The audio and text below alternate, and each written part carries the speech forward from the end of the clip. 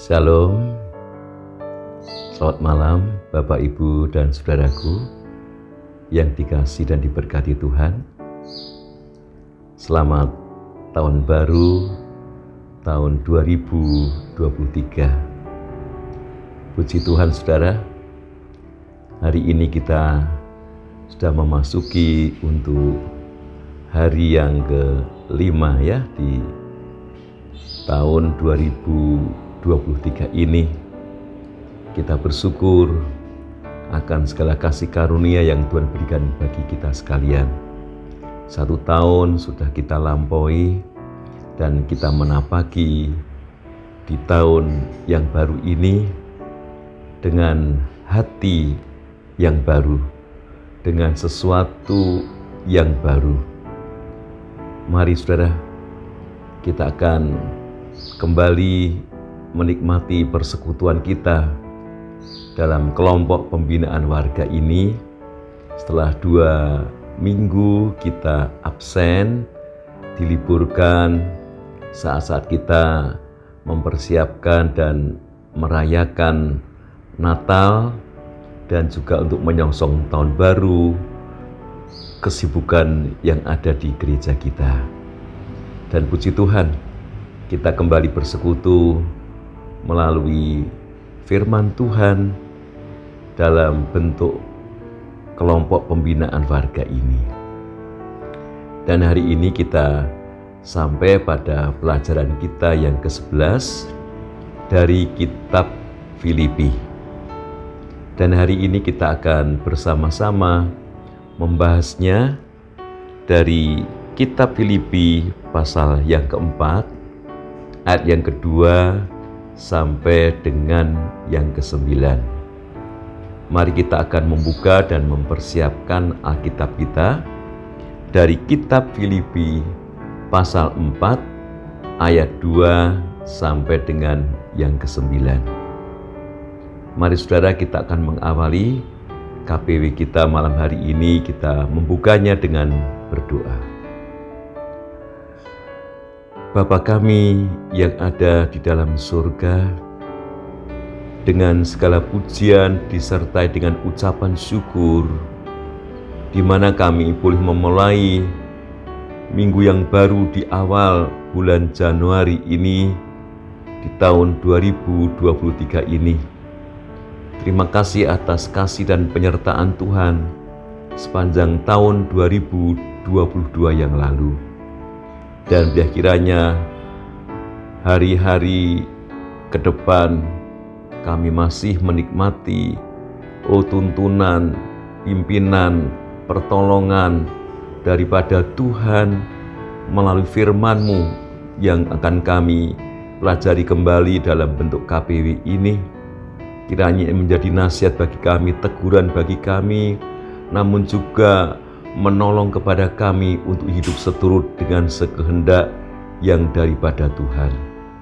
Terima kasih Tuhan, kami menyerahkan kepada Engkau untuk KPW hari ini.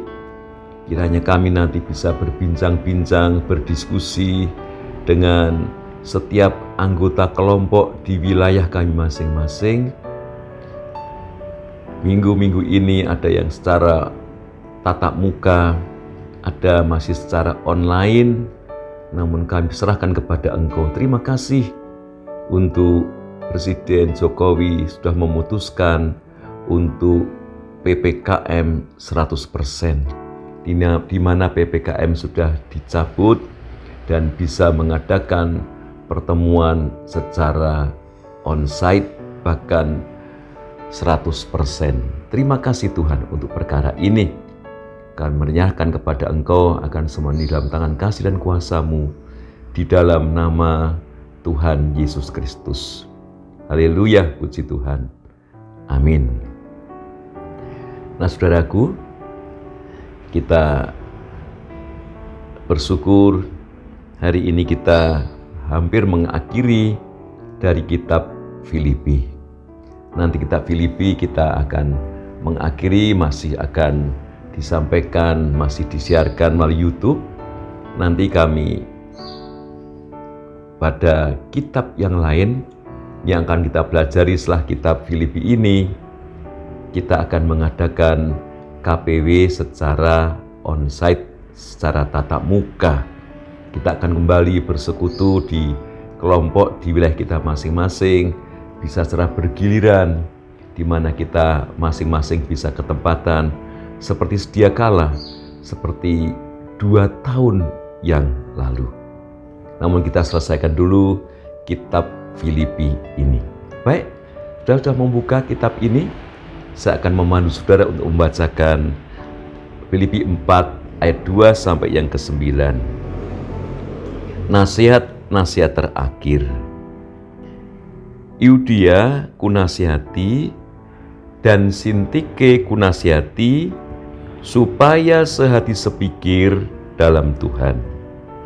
Bahkan ku minta kepadamu juga Sunsukos, temanku yang setia, tolonglah mereka, karena mereka telah berjuang dengan aku dalam pekabaran Injil, bersama-sama dengan Clemens dan kawan-kawanku sekerja yang lain, yang nama-namanya tercantum dalam kitab kehidupan. Bersukacitalah senantiasa dalam Tuhan. Sekali lagi kukatakan, bersukacitalah. Hendaklah kebaikan hatimu diketahui semua orang. Tuhan sudah dekat. Jangan hendaknya kamu khawatir tentang apapun juga, tetapi nyatakanlah dalam segala hal keinginanmu kepada Allah dalam doa dan permohonan dengan ucapan syukur. Damai sejahtera Allah yang melampaui segala akal akan memelihara hati dan pikiranmu dalam Kristus Yesus.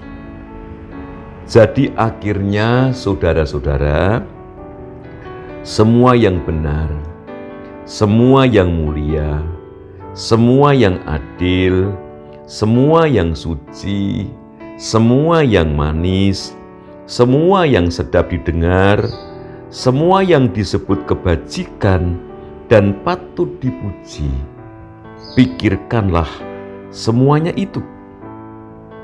Dan apa yang telah kamu pelajari, dan apa yang telah kamu terima, dan apa yang telah kamu dengar, dan apa yang telah kamu lihat padaku, lakukanlah itu. Maka Allah, sumber damai sejahtera, akan menyertai kamu. Berbahagialah setiap kita yang mendengar, membaca, memelihara firman Tuhan, terlebih kita yang rela bersedia untuk melakukannya. Nah, Bapak, Ibu, dan saudaraku yang dikasihi dan diberkati oleh Tuhan, judul pelajaran kita yang ke-11 ini adalah bersikap di dalam masa sulit. Bersikap di dalam masa sulit. Saudaraku, sebagai manusia yang masih hidup di dunia, kita sebagai orang Kristen pun tidak bebas dari masalah. Demikian juga yang kita baca keadaan jemaat di Filipi di pasal yang keempat ini, yang sedang hidup dalam kecemasan, di samping mencemaskan kehidupan diri sendiri, namun mereka juga mencemaskan kehidupan guru mereka, kehidupan pemimpin mereka, Rasul Paulus, yang notabene ada di dalam penjara. Nah, saudara sekalian, dalam keadaan hidup yang demikian, justru Pak Rasul Paulus memberikan beberapa nasihat kepada jemaat di Filipi untuk hidup di dalam situasi yang sedang mereka hadapi. Apa ya nasihat Rasul Paulus kepada jemaat di Filipi yang sedang dilanda kegundahan, kesedihan karena kesulitan yang sedang mereka hadapi? Nasihat yang pertama, saudara, di tengah masalah dan ancaman, kita diajak untuk memelihara kesatuan dan kesehatian di antara umat Tuhan. Coba lihat ulang ayat yang kedua dan tiga tadi. Coba lihat ulang ayat yang kedua dan ketiga tadi. Yudia ku nasihati dan Sintike ku nasihati, supaya sehati sepikir dalam Tuhan. Bahkan ku minta kepadamu juga Sunsukos, temanku yang setia, tolonglah mereka. Nah, Bapak, Ibu, dan saudaraku yang dikasihi dan diberkati oleh Tuhan Yesus, kita melihat kondisi keadaan yang sulit. Ternyata di antara jemaat, di antara pemimpin mereka, ada yang hidup tidak harmonis. Nah, saudara sekalian, itulah nasihat yang pertama yang Rasul Paulus paparkan. Supaya apa? Memelihara kesatuan dan kesehatian di antara umat Tuhan. Pandangan duniawi adalah apa? Berusaha untuk mencari kepentingan sendiri, kepentingan pribadi, tanpa menghiraukan kesulitan orang lain. Itu duniawi. Dalam keadaan seperti itu, namun Rasul Paulus mengajarkan yang sebaliknya. Para pemimpin jemaat harus senantiasa mempererat kesatuan di antara jemaat dan saling memperhatikan kepentingan sesamanya. Yang kedua, yakni tetap bersukacita dan berbuat baik. Sudah kita baca tadi dari ayat yang keempat dan yang kelima. Bahkan diulang sampai 2 kali. Bersukacitalah senantiasa. Sekali lagi kukatakan, bersukacitalah. Saudara, di tengah-tengah kesulitan, memang hanya sedikit orang yang mau berbuat baik bagi sesamanya. Mengapa? Karena orang lebih cenderung memikirkan dirinya sendiri. Namun saya dan saudara sebagai umat Tuhan, kita ini dipanggil justru untuk menyatakan kebaikan kepada sesama dalam situasi, dalam keadaan apapun.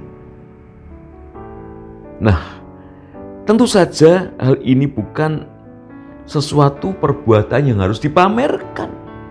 Bukan sesuatu perbuatan untuk mendapat pujian orang, tidak.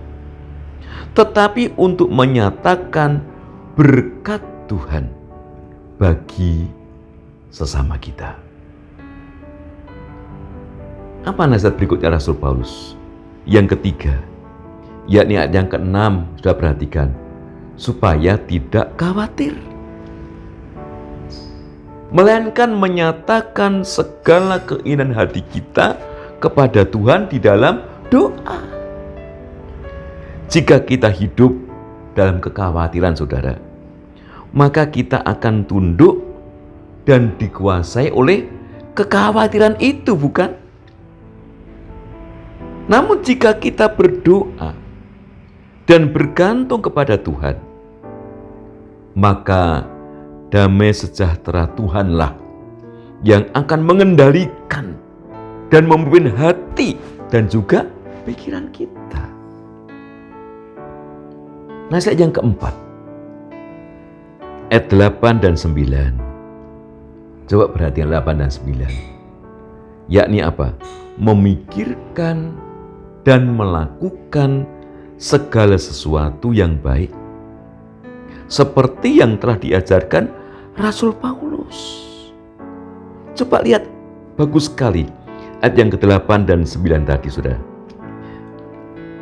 Jadi akhirnya saudara-saudara, semua yang benar, semua yang mulia, semua yang adil, semua yang suci, semua yang manis, semua yang sedap didengar, semua yang disebut kebajikan dan patut dipuji, pikirkanlah semuanya itu.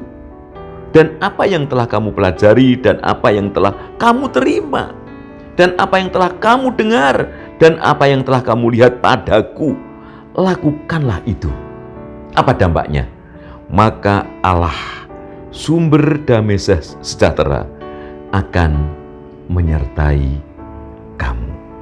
Nah, Bapak, Ibu, dan saudara sekalian, berpikir mengenai hal-hal yang baik dan mulia adalah langkah pertama untuk tidak dikuasai oleh masalah.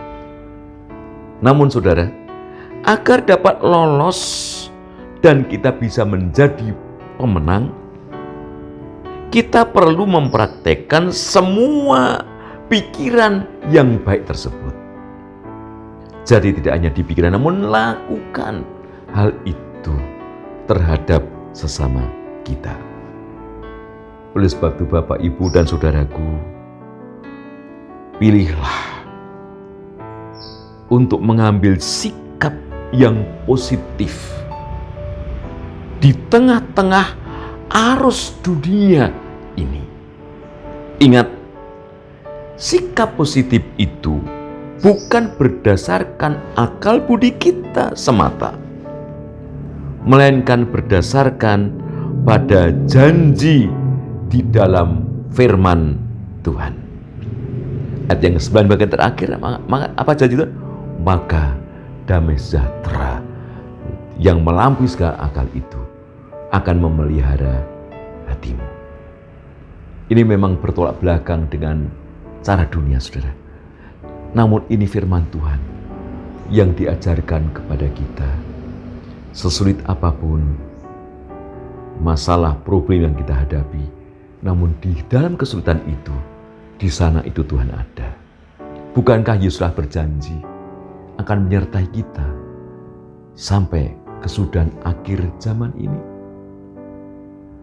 Mari kita saling bahu-membahu, kita bergandeng tangan, saling mendoakan saat menghadapi masa-masa yang tidak menyenangkan, masa-masa yang sulit ini. Kiranya Tuhan memberkati kita dan menolong kita. Amin. Mari kita berdoa, saudara. Bapakku yang penuh kasih, Bapa yang maha baik, karena kasih anugerah dan pertolongan-Mu semata, kami masih dapat menikmati hidup seperti ini. Walaupun kadangkala tidak seperti apa yang kami rindukan, kami harapkan, kami inginkan. Namun kami percaya, di balik semuanya itu, ada sesuatu yang indah yang Tuhan akan kerjakan, lakukan untuk kehidupan kami. Oleh sebab itu Tuhan, ajar kepada kami, tidak hanya memperhatikan, mengingat akan kesulitan kami, namun di tengah-tengah kesulitan kami pun, kami masih ingat kepada orang-orang lain yang juga mengalami kesulitan yang sama. Terima kasih Tuhan, terpujilah nama-Mu. Kepadamu kami berserah, berharap, dan bersyukur di dalam nama Tuhan kami, Yesus Kristus. Haleluya, puji Tuhan. Amin. Nah, saudaraku, mari kita akan sharing bersama-sama di kelompok kita. Kita bisa berdiskusi, berbincang-bincang akan menghadapi segala keadaan tantangan di tahun 2023 ini.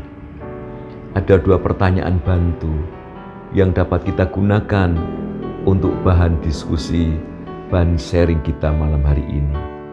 Yang pertama, saudara, para pakar ekonomi dunia memprediksi bahwa tahun 2023 adalah tahun yang penuh dengan kesukaran.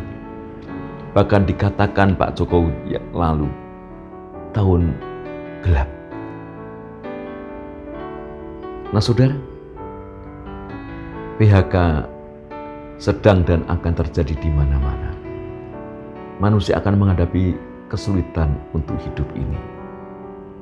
Namun bagi kita saudara, saat menghadapi kehidupan yang semakin sulit seperti ini, apa yang perlu kita lakukan? Ini yang pertama. Saat menghadapi kehidupan yang semakin sulit, apa yang perlu kita lakukan, saudara? Lalu yang kedua, bagaimana tindakan kita sebagai orang percaya terhadap kesulitan yang dihadapi oleh orang lain? Ini merupakan aplikasi penerapan dari nasihat Rasul Paulus dalam kitab Filipi pasal 4 ayat 2-9 ini. Saya ulang sekali lagi, bagaimana tindakan kita sebagai orang percaya terhadap kesulitan yang dihadapi oleh orang lain. Selamat berdiskusi, Tuhan memberkati kita. Sampai bertemu kembali untuk KPW kita pelajaran 12 minggu yang akan datang. Shalom, Tuhan menyertai kita.